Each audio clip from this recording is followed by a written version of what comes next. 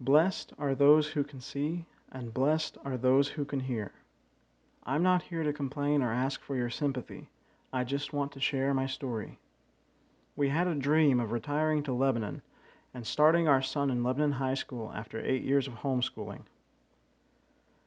We almost finished our dream house when my husband had to have aneurysm surgery in December of 2018. After this, my husband's health began to decline. He tried to do his regular routine and work on our new home, but he was not able to. You never know what will happen from one day to the next. On May 7th, 2019, he was planting trees and seemed to be doing all right. However, he became very ill that evening. I took him to the emergency room in Abingdon. He continued to become worse. They figured out that he had had sepsis, and that night they put him on a ventilator. After 3 days on the ventilator, they decided to wake him up. During this procedure, he had a stroke and a heart attack.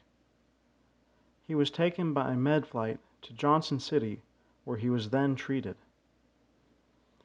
To make a long story short, he ended up being in 5 different hospitals for the duration of 68 days and was unable to walk. During this, he developed stage 4 bed sores that are still in the process of healing to this day. Through the grace of God, he survived all of this.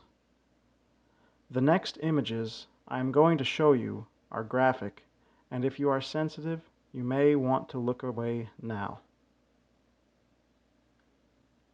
This picture is from when I brought him home from Wake Forest Hospital on July 24th, 2019. This is what the bed sores looked like. This next picture is a sore which he developed on his foot. You may look back at the screen now if you looked away earlier. After 4 surgeries, he was bedfast for 8 months. I am his caregiver 24 hours a day, 7 days a week.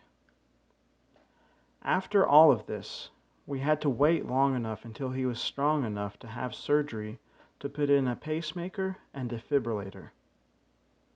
We call him our God's miracle. At the end of October in 2021, he had 2 cardiac arrests on the same day.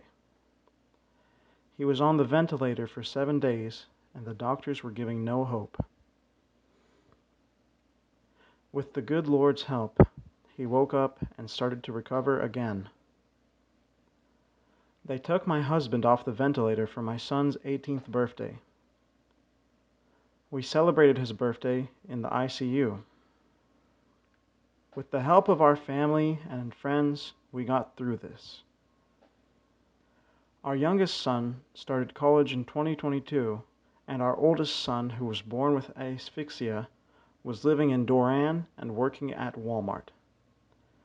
Despite his condition, he has adapted very well to living here, including learning a new language. He has worked since he was 18. He does well with his condition, but he needs help taking care of his financial documents and bills. We decided it would be good for us if he could live closer so he could help us and we could help him. Our first plan was to build a small home next to ours. At around the same time, my husband, who was planning to do a lot of the work, became ill, and the prices of building supplies went up. Finding someone to build the house became impossible with the advent of COVID. One day in January 2022, I was driving back home from Bristol and noticed a place where they sell repossessed manufactured homes. I decided to stop and take a look. There was a beautiful single wide at a good price that I thought would be perfect for my older son. We were happy to find something so nice that was also within his budget. This home would be a dream come true, allowing him to move closer to us so we could help him more and he could help us. But this dream would soon become a nightmare and lead to one of the biggest fights in our lives. On January 26, 2022, the manufactured home was brought to our property. It had not even been completely unloaded when our neighbor was driving past and decided to stop. He began walking around the home and started taking pictures of it. I asked him why he was doing this. He told me he was the town manager and said we could not have this home on our property. I was too busy to continue this discussion because the man who brought the home to our property needed my help. So I asked the town manager to contact me later and explain more. Later that day, I received some messages from the town manager saying I had to apply for a conditional use permit. I also received a call from town council member Elijah Leonard providing the same information. The next day, I went to the town hall and filled out an application for a conditional use permit. I was confused on why I had to do all of this, so while I was there, I asked for some official town documents clarifying the zoning ordinances. I also asked them to show me the zoning map.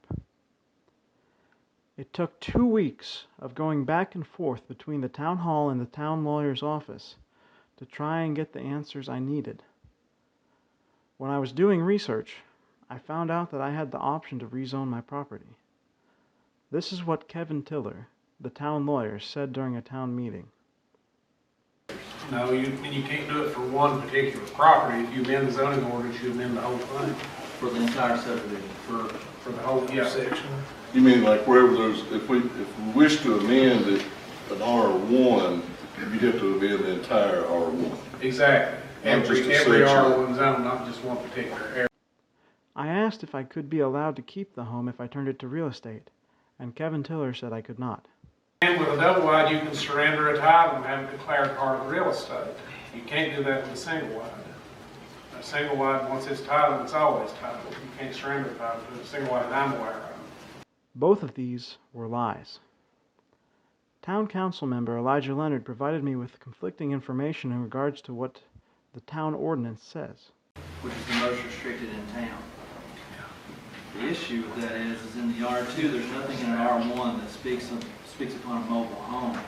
In the R2 dwelling, under section B, additional uses permitted by conditional use permit would be a mobile home or a mobile on an individual lot, which is what we're speaking of.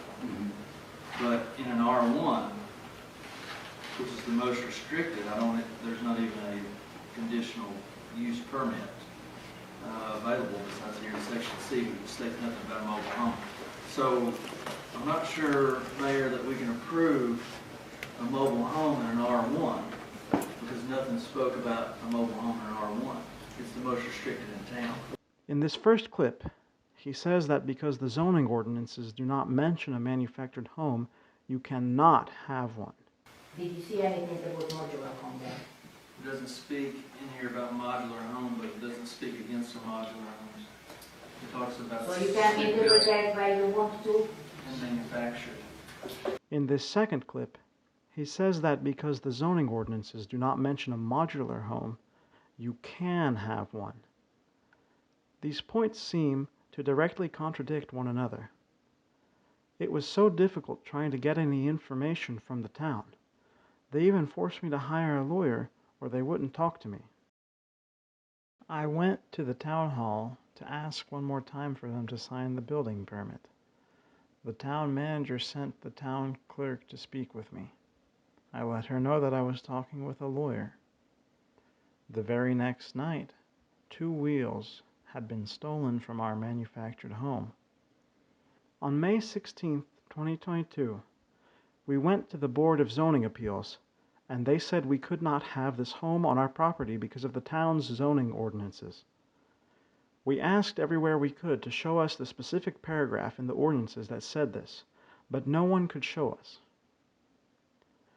We went to court over the decision by the Board of Zoning Appeals, hoping the court would make the right decision. Judge of the Circuit Court, Brian Patton, ruled that we could not have this home. The following are his words exactly, and I quote, "And I say all that because obviously the court is looking at what the actual meaning or intent of the zoning ordinance was, and it was obviously to deny mobile homes or manufactured homes or single-wide trailers or whatever you want to call that type of structure, from being allowed in the R1." End quote. There is no restriction in the town ordinance that uses any of this wordage in regards to R1 zones. After this, we felt as if the law doesn't work. But we still had hope, and we had a trust in God, because we never lied or broke any laws. One day, we got a knock on the door from the town police. They served us an injunction stating we had to remove the home within 30 days. Again, we had no choice but to hire a lawyer. We went to court on September 8th, 2023 over this injunction and lost again. At this point, we understood that the corruption within the local government would prevent us from finding justice. The court ordered that we had 60 days to remove my son's home, which is now real estate, from his property. It's been 4 weeks after court, and we still haven't received the court order.